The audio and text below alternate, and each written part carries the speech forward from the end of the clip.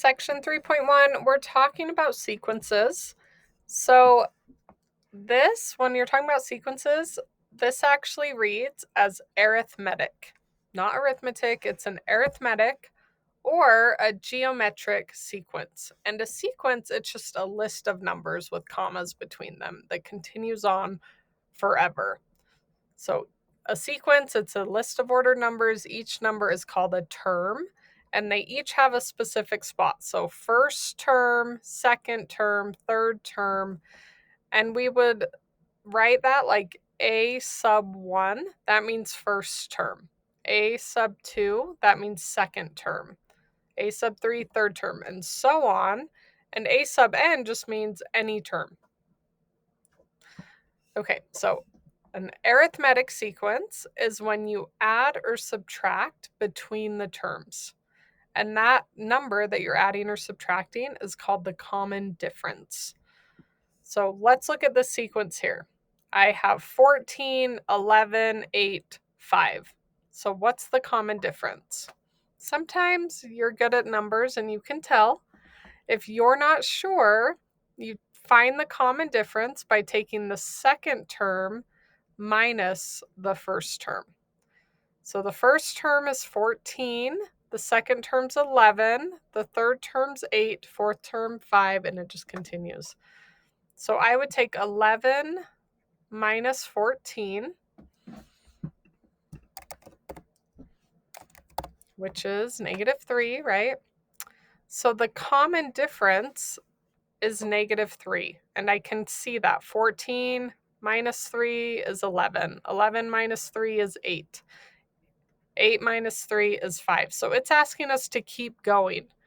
So if our sequence is this, what would the next 3 terms be? And you just keep going. 5 minus 3, not -2, +2, comma. 2 minus 3, -1, comma. -1 minus 3, -4. And the sequence continues. Okay, pretty simple. A geometric sequence is when there's a ratio between each terms and we're multiplying. So the multiplier is called the common ratio. And the common ratio, we get that by taking the second term divided by the first term. So let's look at this example. Our first term is 2. Our second term is 12. So if we want to find the ratio, we would take second term over first term, which is 12 over 2. I wrote the answer. Sometimes I do that.